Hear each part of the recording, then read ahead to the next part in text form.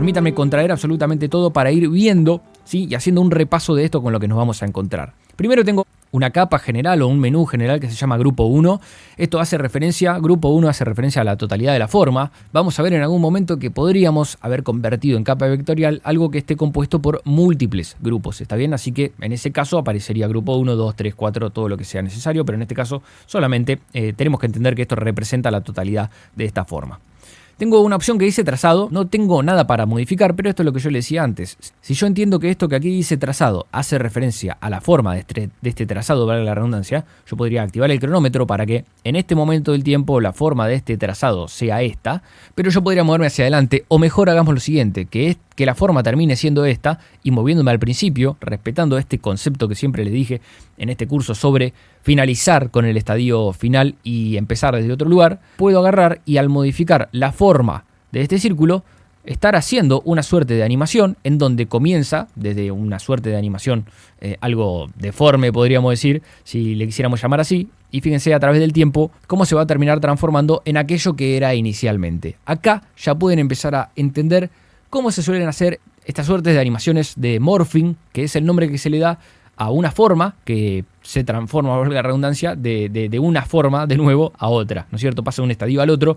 Es bastante fácil de entender, entonces, si nosotros siempre partimos del diseño, entendiendo que ese es el estadio final, solamente sería cuestión de activar el cronómetro y concentrarnos cuál querríamos que fuera el estadio inicial. Esto es simplemente un ejemplo rápido que hice para que en realidad sepan a qué se corresponde este cronómetro acá que dice trazado. Si vengo al que dice trazo, fíjense la gran cantidad de opciones que tenemos. A priori tenemos la posibilidad de cambiar el color. Esto que acá dice color es exactamente lo que yo modifiqué antes, ¿sí? Fíjense que puedo cambiar acá el color y tranquilamente se me va a cambiar, ¿sí? Está cambiando de color. Voy a poner cancelar porque no lo quiero cambiar. Puedo controlar la opacidad de este propio trazo, ¿sí? En este caso cumpliría la misma función que la opacidad que encontramos aquí en las opciones de transformar, con la diferencia de que si tuviéramos múltiples grupos, esta opacidad solo controlaría la opacidad de este círculo. Fíjense que si yo me ubico acá dentro de la propia capa de forma y si yo vengo acá y creo un rectángulo, dentro de la misma capa de forma yo voy a estar creando ambas cosas. Y acá podemos ver bien lo que yo les acabo de decir. Si bajo la opacidad, se me baja la opacidad absolutamente todo, pero si yo bajara la opacidad únicamente del círculo, se me baja únicamente el círculo y no el rectángulo. Y viceversa, si yo bajara únicamente la opacidad del rectángulo, ¿sí? Cambiaría el borde. Fíjense que el borde del rectángulo ha desaparecido. Puedo cambiar la opacidad del relleno y de esa manera tener control total de cada elemento por separado. Me estoy adelantando un poco, pero les quería mostrar un poco eso. Permítanme borrar el rectángulo para no complicarla. Anchura del trazo 6 píxeles es lo mismo que yo había modificado desde acá arriba, pero lo puedo modificar desde aquí abajo también. Y cuando ustedes se pregunten por qué motivo yo modificaría algo desde acá abajo que parece más complejo y no lo haría desde acá arriba, es porque acá abajo tenemos un cronómetro que se puede activar, lo que significa que si yo me ubico en determinado momento del tiempo, quiero que la anchura del trazo termine en 6%, pero que comience a lo mejor en 144, ahí ya puedo haber hecho una animación.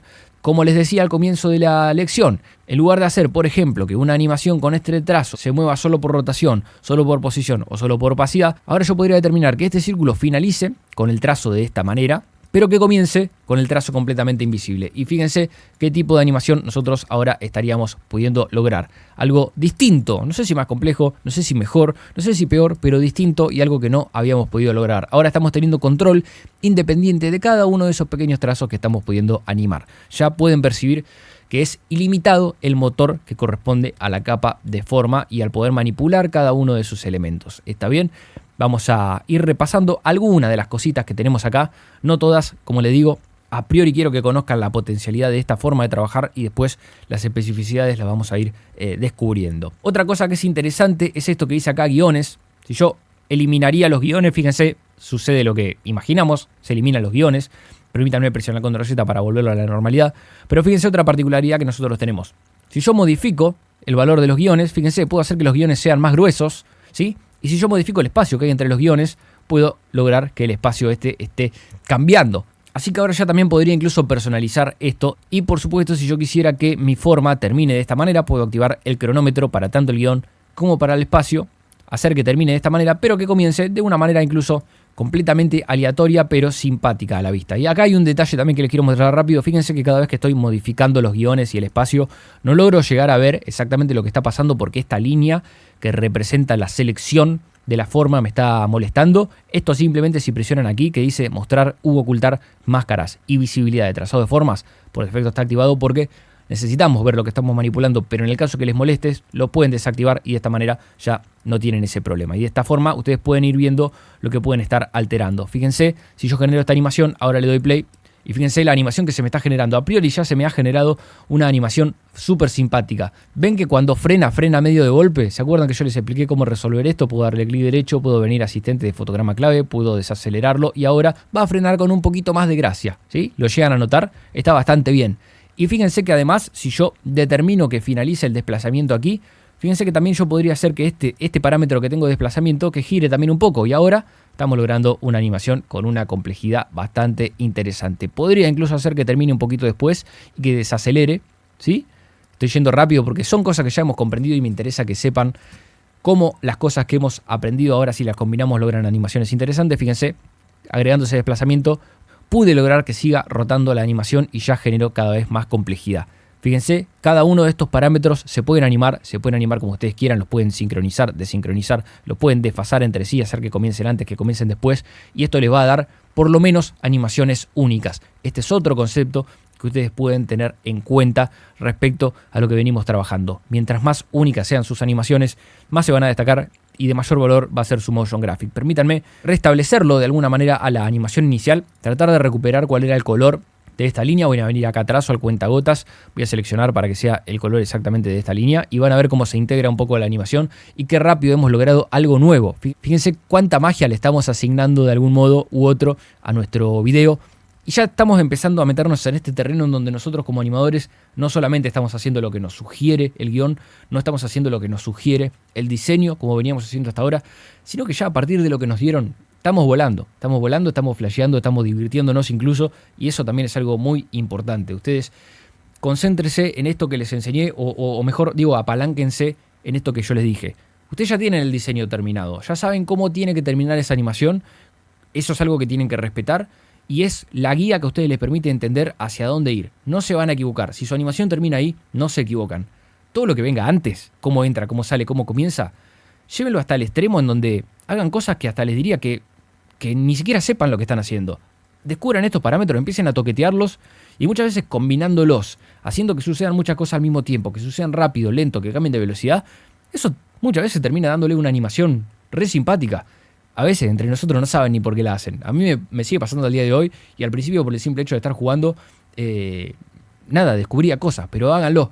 Si parten por esa técnica, van a lograr darle complejidad, van a evitar que todo se mueva igual. Si solo se quedan con lo que a lo mejor se les ocurre a priori, siempre van a mover algo de un punto A a un punto B, de arriba hacia abajo y listo.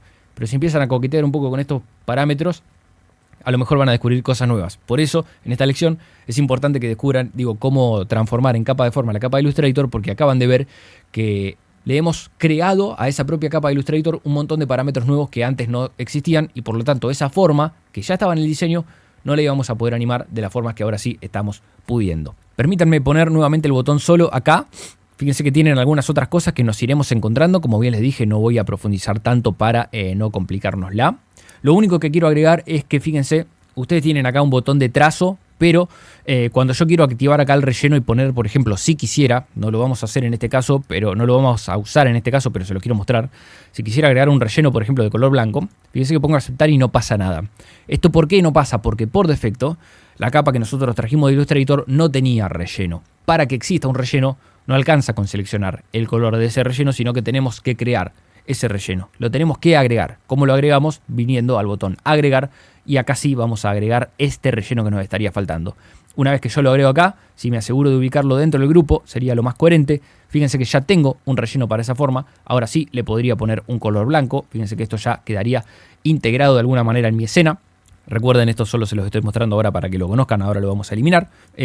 Por si se preguntaban o por si no les salía cómo agregar un relleno, se lo quería mostrar. Una vez que lo despliegan van a ver que tienen un montón de opciones parecidas, algunas sí, otras son distintas a lo que les mostré antes, y de esta manera lo pueden agregar. Si lo quieren borrar, por supuesto, pueden ocultarlo en el caso de que no estén seguros de eliminarlos completamente, o simplemente pueden presionar suprimir para volver a donde estábamos antes. ¿Está bien? Esta era la lección que les quería mostrar. En realidad lo importante aquí es que sepan cómo transformar una capa de Illustrator en una capa de forma. Esto se puede hacer con absolutamente todas las capas que ustedes traigan de Illustrator. Es algo muy potente, solo se puede hacer con capas de Illustrator, no funciona si traen cosas de Photoshop. Ahí se explica el por qué en Motion Graphics, cuando ustedes trabajan en After Effects, se trabaja mucho con Illustrator y no tanto con Photoshop, porque tienen estas grandes ventajas. ¿Sí? El motivo por el que eso sucede es porque Illustrator es un programa de vectores, After Effects interpreta con facilidad los vectores y Photoshop es un programa que funciona de otra manera. Al funcionar más para retoque fotográfico y funcionar con pinceles y otro tipo de cosas, es como que habla otro idioma. Por eso es que con Illustrator se trabaja muchísimo. No solamente son estas formas sencillas que ustedes van a poder transformar, sino que cualquier cosa. Esto ya les permite entender que si ustedes reciben un logo en Illustrator, lo van a poder transformar y van a poder desmenuzar ese logo y animarlo de maneras que no se imaginaban. Posiblemente nos vayamos encontrando con eso a medida que avanzamos en el curso, pero este concepto tómenlo siempre en cuenta cada vez que tengan una capa de Illustrator. Yo hasta les diría, anímense a transformarla y ver qué pasa. Ahí van a encontrar muchos secretos, van a encontrar cosas que no van a encontrar en tutoriales y creo que un poquito de su identidad propia la van a encontrar ahí a partir de la experimentación. Con ese pequeño clic van a transformar una capa 100% estática que solo se puede mover como cualquier capa común en algo lleno de nuevas herramientas y de potencialidades. Así que acá hemos sumado una pieza fundacional de todo lo que vamos a seguir viendo en este curso.